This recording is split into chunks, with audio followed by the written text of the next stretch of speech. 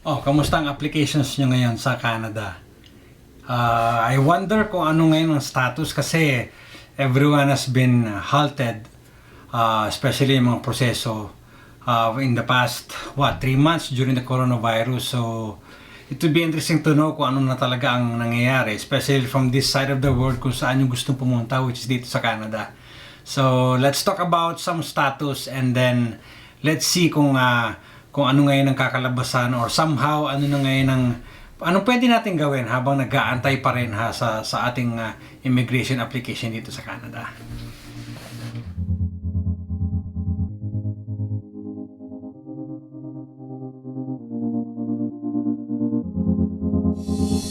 Hey, kamusta? Mr. Barot here. And it's another video about Buhay Canada, which normally hindi na ako gano'ng nagre-record ng Buhay Canada, no? Napapansin nyo? Kasi there are so many people already who are doing Buhay Canada videos, which is I think mas updated sila about it. So I may have to aim for those critical ones na so far na I think hindi gano'n nako-cover. Kasi most of the videos that you're seeing are so details, small bits and pieces. So I'm giving you the bigger ones kasi remember in one of my videos I said you have to be very careful on to whom to listen to kapag naghahanap kayo ng resources about Buhay Canada. And makikita nyo sa video na to. Okay, so you might want to have a look at it para hindi kayo maligaw at hindi magaluhaling information na meron kayo. So again, I'm trying to step back a little but then trying to watch over also to make sure na hindi lang puro positive ang nakukuha nyo. Dapat may negative din. Para pantay ang information na nakukuha nyo, para patas. Para you have the whole picture, hindi lang yung magaganda, hindi lang yung masarap pakinggan.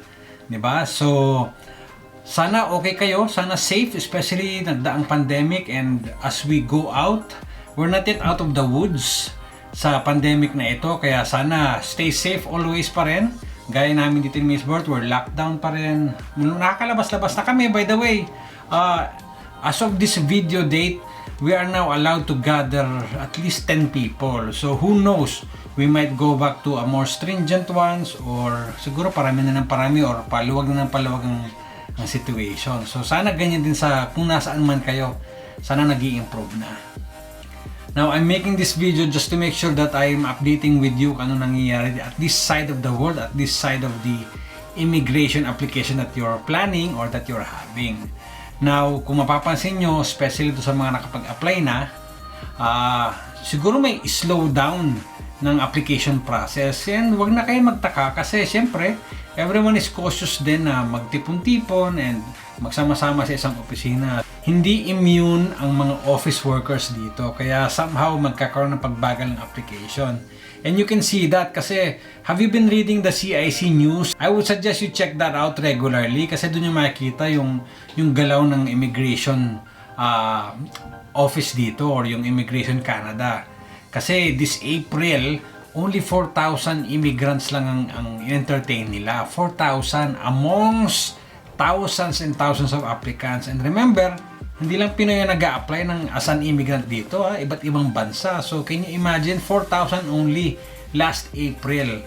Hindi ko alam kung if they're choosing on a 3-month basis or every month, pero still 4,000 looks small to me kasi malaki ang Canada. Alright? And that covers all. Hindi na sinabing specific province yun, pero all. And then also, you might want to check also na ano nang status ba ng application nyo.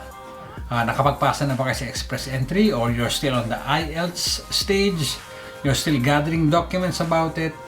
Okay, so you might want to see that one and then like ko sinasabi sa mga nakausap ko in actual, okay, magmadali kasi Canada will not leave. Andito lang ang Canada. They will wait for you kung talagang para dito ka. Okay, kasi may mga message, may mga comment ako nare-receive na naiinip about my videos. Fine, pero hello, kung mapapansin nyo lahat ng videos ko, I'm always looking at the bigger picture. Hindi yung maliliit na pieces ang binabanggit ko, kundi yung kabuuan. Kasi you cannot just look at one. Hindi ka pwedeng maging parang kabayo na nakatutok lang. Kailangan kita mo lahat ng nangyayari para mapagtagpi-tagpi mo. And you can make a better decision kapag ganun ang ginawa mo. Okay, meron mga naiinip sa videos na matagal daw, ganyan. Well, again, you might want to check my videos first. And I always attack and approach it that way. And you might want to ask yourself, kung sa video naiinip ka, siguro maximum 30 minutes, how much more yung pag-aantay ng application? Mas matagal. And lalo this time, nababagal pa. How I wish kung nakasampa na yung papel mo. Kasi even we have friends to whom we'd like to help pero wala kang magawa. It's not within our hands, it's not within our control. Para kapag pasa ka na sa express entry, which is the process that's applicable now, para kapag pasa ka, that's it. All you have to do is to wait. Kasi nasa discretion ng mga province para bago ka nila ipasok sa kanilang PNP or the Provincial Nominee Program. So wala ka na magagawa. It's not in your control. It is in their discretion. So all you have to do is to wait. Actually, my bottom line advice here is to pray after that. Kasi yun lang ang magagawa mo, yun lang ang within your control. Na pwede mong paramihin yun as much as you can. Sabi nga sa mga pa-contest, di ba? The more prayers you have, the more chances of winning or the more chances of getting called for invitation to migrate. So, hinay-hinay sa pagko-comment. Kasi you might be barking on the wrong tree or you might be having a wrong expectation.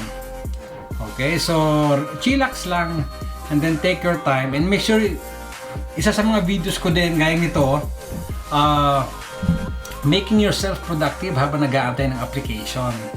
Para hindi ka naman nakatutok lang kasi madidepress ka, mabuburyong ka, kagaya ng sinasabi ng iba na nabuburyong sila sa videos ko. Well, practice din. Kasi mahaba-haba ang pag-aantay talaga. Sabi ko nga, may mga kaibigan kami, mga nag-apply 4 years, 5 years ago na.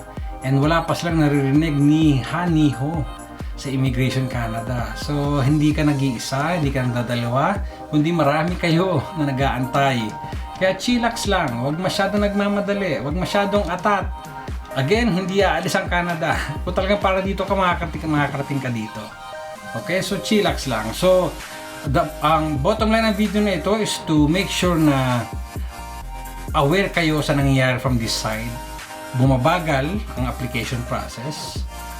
Sabi ko nga, recently, by the numbers, maliit. From my perspective, maliit yung inaaprubahan nila. Which maintindihan nyo kasi nag-COVID-19. Alright, so it is still slowing down, but then it will come up. Aakit din yan in time. So, anong gagawin mo? Diba? So, you have to make sure you're productive. And of course, always stay safe. Alright, so make sure you do that. And then, I am just here. Hindi ako tumitigil sa pag-watch ng YouTube din. Ng mga kasama ko nag-vlog. Pero, I'm trying to stay away na magdoble-doble information. Unless you are coming in as an engineer or as a professional like me na nasa professionally regulated yung profession ko. So, marami kang tatanong sa akin or posibleng marami kang tanong sa akin. Kaya I'll just be here. You can always comment here at the comment section. You can like, I would appreciate that. And again, if you want to subscribe, of course, feel free to click the button below. And then, kasi hindi ako nandito to get more subscribers. It's just a bonus for me na maraming subscribers. Pero again, it's more on I am sharing what I have experienced here. Kami mag-asawa, kami ni Mrs. Barurot. And I'm sharing this somehow doing effort.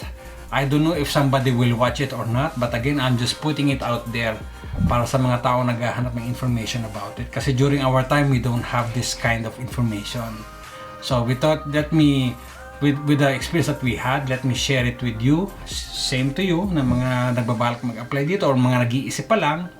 Para mabigyan kayo ng points and bits and pieces of information that you can compare, you can study.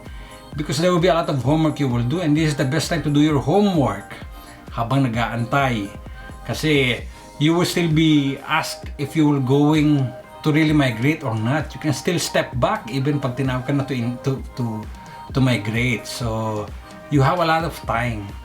And huwag ka magmadali. Okay? Even sa videos ko, huwag ka magmadali. If you want, just watch it. If you don't want, you can always skip it. I'm not forcing you to watch this. This is for the people who really wants information, hindi lang yung gusto nilang marinig. Okay, ang gusto nilang information, yung mga iniengganyo ko manood ng videos ko is, if you really want to know the real thing that's happening here, this is the one I'm sharing with you. This may be applicable to you, this may not. At least you have the information. Diba? Para in case may encounter mo to, narinig ko na to kay Mr. Barurot before. So, diba? At least aware ka. And then you have an intelligent decision-making process. Pag alam mo lahat na nangyayari, hindi yung maliliit na bagay. It will add up. Pero sometimes nauulit, sometimes pare-pareho ang nasishare. So, again, yun ang pinapakita ko. Step back, and then see the whole picture. Para alam mo kung anong didesisyon mo. Kasi again, like ko sinasabi sa mga videos na ginagawa ko, it is very critical. Hindi biro pumunta dito ng basta-basta.